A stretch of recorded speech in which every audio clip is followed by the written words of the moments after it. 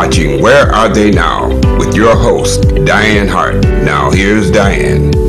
Good evening. Welcome to Where Are They Now? I'm your host, Dianne Hart, and this evening I have the awesome pleasure of interviewing, listen you all, a phenomenal man, a businessman, a songwriter, a producer, former Motown executive, an internal auditor. I don't know which one of these things came first, but he's going to be able to tell us a little bit about what happened along the way. And I am so excited to have this opportunity. Good evening, Mr. Pete Peterson. How are you? Good morning. How are you? I'm great. So let's jump in and let's get started. Where are you from? Detroit. Oh, know that. I was born in Middletown, Ohio, but I grew up in Detroit and I attended school in Detroit locally, yes. What schools did you attend in Detroit? Hutchins Junior High and Northwestern. I understand you're a businessman. Which one of these came first?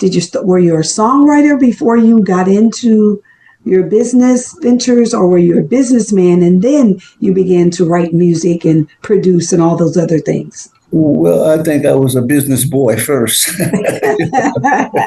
I started my little businesses around the neighborhood where I grew up at, cutting lawn, washing windows and things. That was my first endeavors. So the business came first, and songwriting came along as a necessity. You say as a necessity, but it was always there. As a kid growing up, was that something you aspired to be, was a songwriter? No, I didn't aspire to be a songwriter. Actually, it was just a necessity. I used to, as I got more involved in the industry, I would hire people to do things for me, and I wound up wasting money and not really getting any activity from it. So I just said, well, I can do this better myself, and I just started doing it myself, and went on from there. So these songs, how do they typically come to you? I mean, when do you think you're the most creative?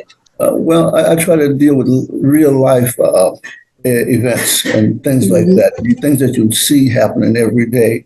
Those are the kind of things I try to write about so that people can relate to them, which gives it more commercial value. So as you were progressing along with the songwriting, I understand that you do some producing. Let's talk a little bit about some of the people that you have worked with, that you have helped. I work with a lot of people. I mean, it's just in 60 years, you cover the gamut. Yes. I worked at Wars Management. I worked there. I worked with Donald Byrd. I worked with Newbirth, Bloodstone, Leon Haywood, James Ingram, and the list goes on and on and on. It's just many, many people over the years. How many people have you produced? Oh, I can't remember. It's been so many. Wow. That's where I want to be. So many that I cannot remember.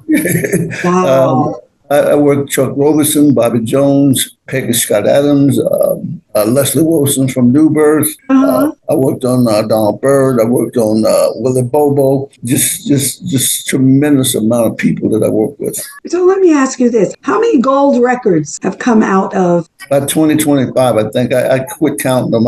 It just got to be... It just came naturally that all these gold records were coming, so there was no real point to keeping up with how many you had. Exactly. Must be nice. Mm-hmm. So let me ask you this. Do you play any instruments? Do you sing? Do you do anything other than write the songs? I'm a keyboard player. I was a member of Local 47 Musicians Union in Los Angeles for probably 25 years. And now I do just about all my own instrumentation for whatever I need. Oh, okay. Mm-hmm. So you're playing on a lot of these entertainers' songs. Yes. Mm-hmm. Wow. Must be nice. In the industry, you have to teach yourself survival methods, Mm-hmm. I had to learn how to engineer and how to do these things myself. A lot of times I wasted a lot of energy and money attempting to get what I wanted. I was unhappy with it. So if you're unhappy, learn to do it yourself and then you're okay. Wow. And that worked well for me.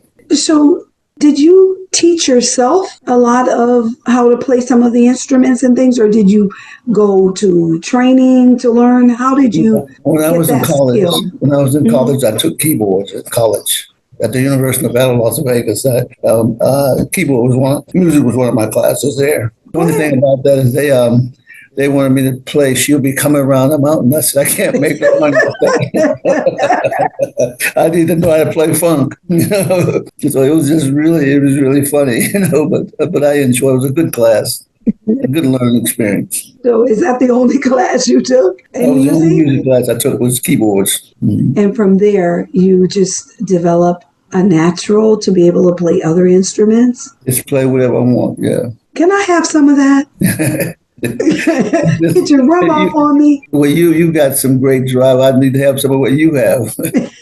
No, I need some of that. It's just amazing that you could just learn whatever you want to learn to play and you are fluent at everything that it is that you do. So my hat's off to you. I can't even imagine. You have more gold records than you can care the count. You've worked with hundreds of individuals and helping them. Is that what keeps you young and moving forward, is knowing that you've helped so many people? I enjoy helping. I enjoy helping the artists. You can look back and say, well, this is something that I crave to do and something that I do well and beneficial to the artists. Like I said, my main thing was not being a producer or writer, was business. I started when I left Motown in the early 70s, I created my own management company, and it evolved into Peterson Eldridge. It's over 50 years in the business now. And Willie Bobo was my first client.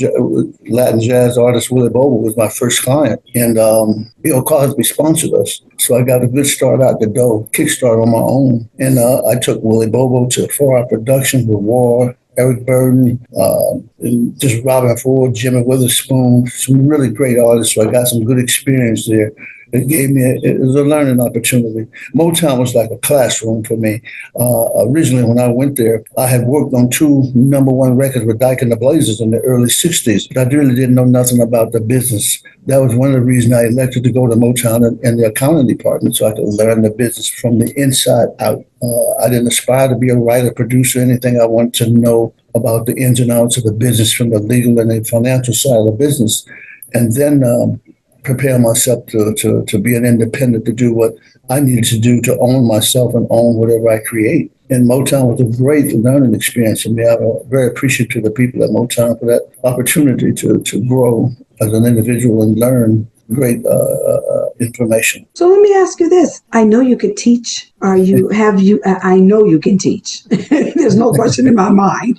Have you taught any other artists some sense of the business and how it should work? Well, I've had some really, really successful artists. And one of the things that I stress from the artists before I would work with them is that I don't want to just do something that's going to last for you to have fun for a week.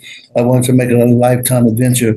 I teach them about finances and how to the ins and outs of the business work and what's the most advantageous thing. As an example, there's a big thing going on now about artists getting their masters and owning and publishing. Well, back in the early 70s, Leon Habert was one of my main clients. We were together over 30 years. And he owned all his publishing. He owned his masters and something. Way before Michael Jackson and Prince, we were already there. So we set some really high standards in terms of strides and ownership. So those are the things I tried to stress. We need to own what we create. And that was really, really a good thing for us. I'm sure it is, because if you own it, then that means you get to control it. Exactly. Yeah, which makes a whole lot of sense. So let's talk a little bit about your days at Motown. What was that like? You say it was like a classroom. When you say that, let's talk a little bit about it. Tell us something about it. Well, I had the main thing is that when I worked in the finance department, I was a senior accountant, and I got a chance, an opportunity to see how the financial structure was built. And from there, I was selected to go to the creative division's A&R as a financial controller. So from the creative side, I got to learn how to manage the finances in terms of creating product, the costs, how to get artists, royalties and contracts, and the exposure to all the intricate workings of the business, the promotion, production, all those things that are necessary to be successful in the business. That was what I really, really learned at Motown. I worked with a great lady, Suzanne DePass, when she was coming up. Yeah, so it was a great time. So, Pete, how many people really ever today will ever get that opportunity? That is rare that you got that, and then you got it and you were able to share it with so many other people. You hardly hear anybody talking about that today. Well, I felt it was a destiny fulfilled. My home in Detroit is only less than a half block from the original Motown office. And I went through that yard every single day coming from school. And the majority of the people that established Motown, early creative side, were my classmates, the Reggie Dozier, Sherry Payne from the Supreme. We all were classmates back in Hutchins. So, and a lot of the writers and producers came out of that school and Northwestern. So it was a learning experience. We all, you go out and see, well, I haven't seen you since school. Great day, Wow, what an awesome class you all obviously had. Yeah. Are you all born to be great that come out of Motown or come out of Detroit? I've never seen anything like it. Is it in the water? No, there's nothing like that anymore. The business has evolved to a whole nother thing now. It's nowhere near as family oriented as it used to be. It's just not the same anymore, just not the same. I don't enjoy it like I used to. Just getting ready to ask you, what do you think are the most stark differences between then and now? Well, what's making that difference? Before it was people were more passionate about what they're doing and more oriented to what they were delivering. Now it's just reckless and it just creates confusion a lot. So it's just certain things I don't do. Some things I won't do. I had a couple of tunes that were top 5 hip hop. I stopped making them because it just didn't fit me. So, and I wasn't happy with it, even though it was successful. I just couldn't go that way anymore. Yeah. See, that's because you were in a position that you could afford to do that. So you said, nope, I'm not doing those anymore. But had you been a struggling artist, a struggling producer, probably would have said, okay, I'll take them a few more years till I can't take them anymore, right? Yeah. I'm still passionate about, you have to have loyalty and you work with people. And, my friend Thomas Lohman, and this brother, I really like this young guy. He has a great future coming and he's above board and honest. And these are the kind of people that I really admire and want to work with and pass on whatever I can to them and support them. And you've absolutely been doing that. We know, and most people don't know, that Where They Now is really as a result of you and your brainchild. And Thomas talks about it all the time. We would not even be doing Where They Now had it not been for a vision that you had to tell people where people are and what they're doing today. So I'm so grateful to have this opportunity to be able to talk to you and to get to talk to all of the entertainers that I grew up with, but never in my wildest dream thought I would have an opportunity to sit down and have a one-on-one conversation with them. So I am just over the top having this opportunity. And I know that you are a bad boy. Thomas, and I love you dearly. I mean, hey, many things that he does, he could not have done had it not been for you. So my hat's off to you. Well, I can tell you this is the first interview I've granted in 60 years. So I've always interview my artists. Don't interview me. So I don't need to be famous. My artists need publicity, not me.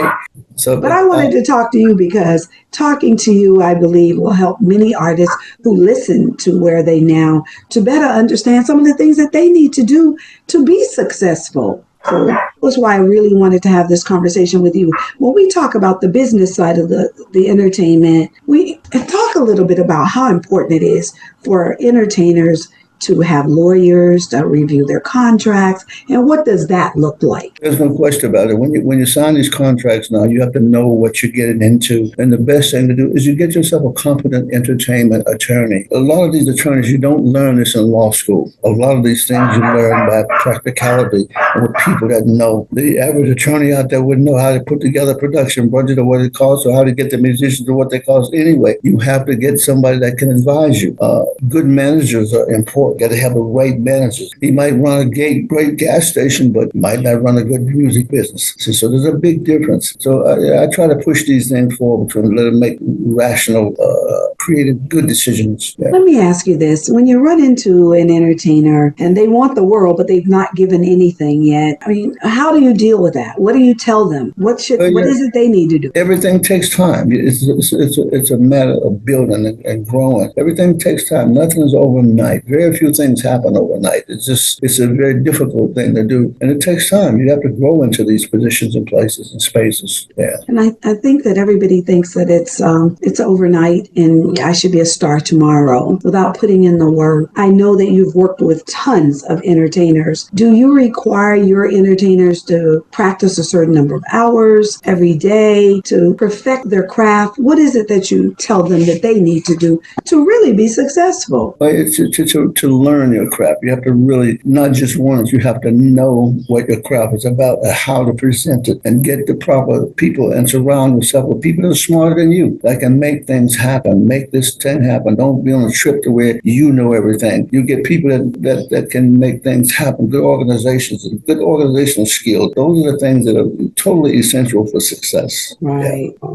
Yes, they are. If we could just get everybody to begin to understand that is what will help them to become successful. Well, I want to take a break because I want to hear a song that you wrote. Did you tell me you co-wrote the song or did you write this song? Co-write and co-produce on these two songs. Okay. And the very first song that we're going to play is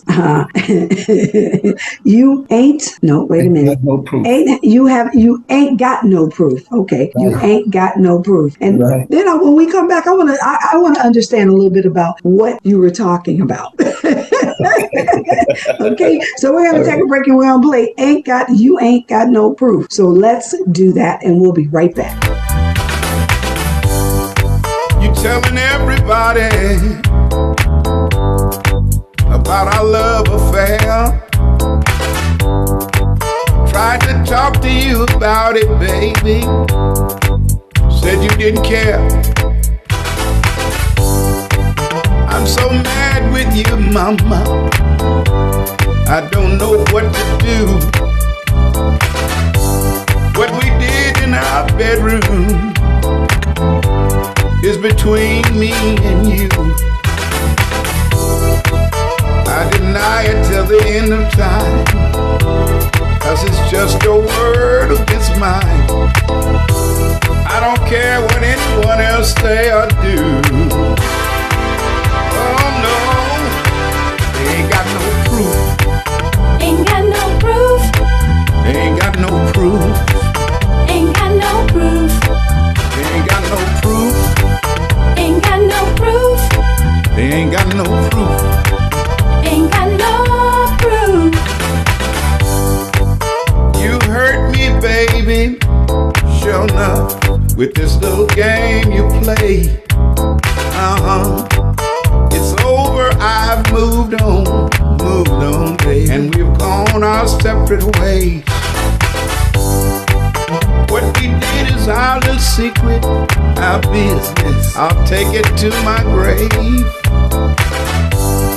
It ain't nobody's business. I keep it till my dying day.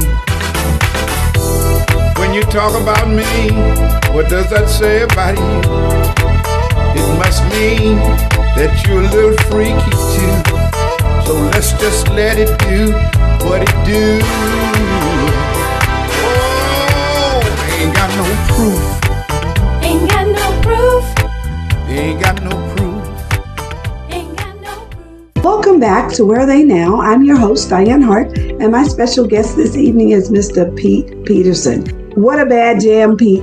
Let's talk about where did that song come from? Well, originally, Bobby Jones and I got together on the lyric structure, and Smitty Smith was basically the co-writer the music, etc. And Bobby Jones and I came up with the content of what we wanted to come up about. It was about his character and what he was doing with the women. And then they were talking about it, but he said, "You ain't got no proof." It was really just a funny story. When you hear the song, you can You know exactly what it's about. Someone telling your business and telling what you did, but you said you ain't got no proof. So you might be talking about it, but you can't prove it. Exactly. Yes, you can think it, but you can't prove it. I know that's right. So Yeah. was that a gold record? No, it wasn't. It was a good selling record, and it's still played a lot.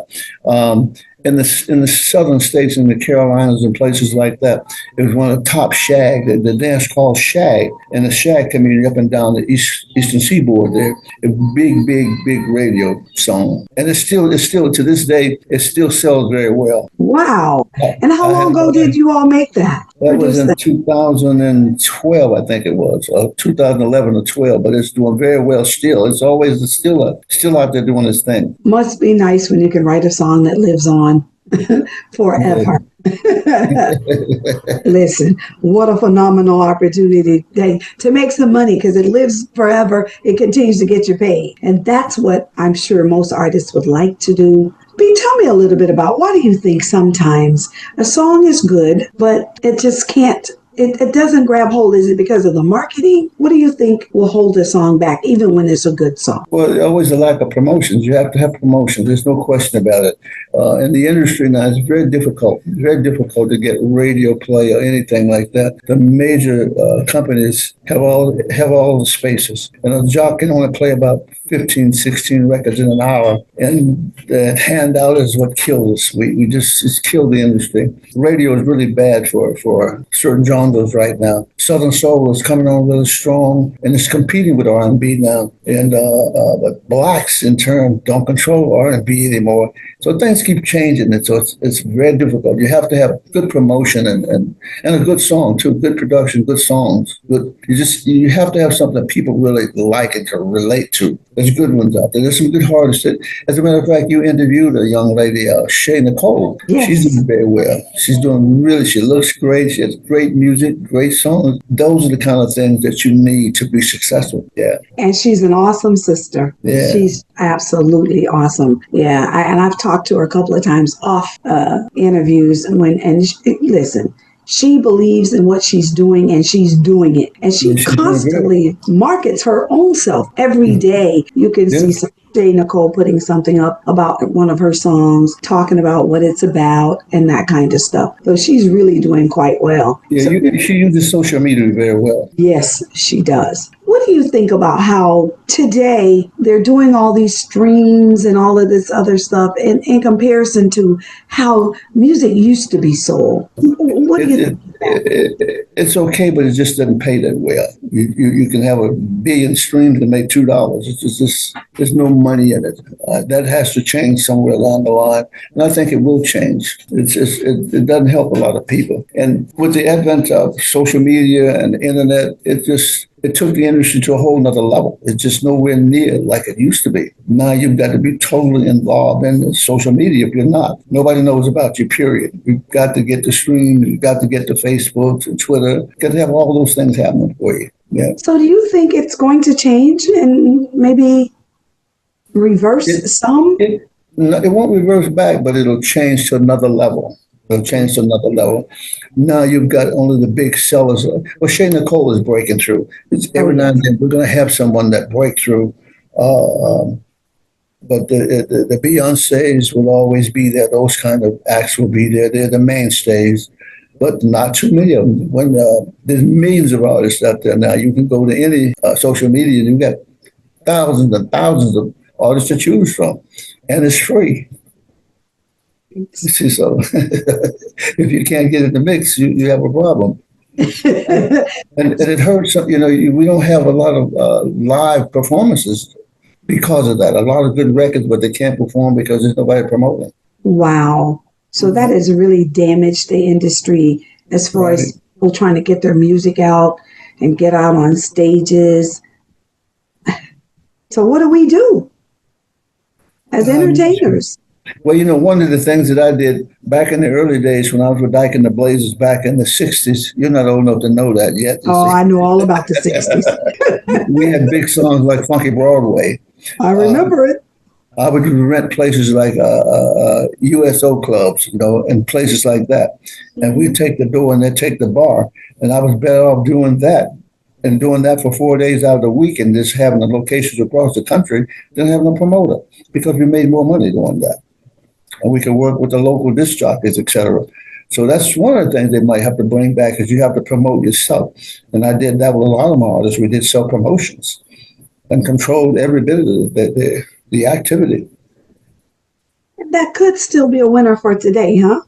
Oh, yes, no question about it. Because most cities you go into, there's a USO, there's a what do you call it? The American Legion. VFW. Right. VFW. Right. Mm-hmm. See 400 people, they get the bar and you get the door and you get a Thursday, Friday, and Saturday, you make a few dollars and you do much better than working with a promoter to get nothing. So how do we get that word out to people? How do we get them to better understand that you can self-promote and do some things for yourself? Well, no question about it. You have to do that. If you don't do that, you're not going to be successful. It's all about promotions and promote. And I try to express that to every artist. You've got to be into the social media every single day as you possibly can. And you've got to self-promote. I've got some artists you can't even sell, but they have good records. They can't get a day to work. So What do you think? I'm sorry. Go ahead. They have to stay on a day job because there's nobody to promote them. The promoters are out of business now, too. See, when I first got with Leon Haywood, I met him because I was the promoter of the shows in Arkansas that he was on. You see? So not only was I exposed as a promoter, but as a manager, etc. So those things helped my business both ways, promote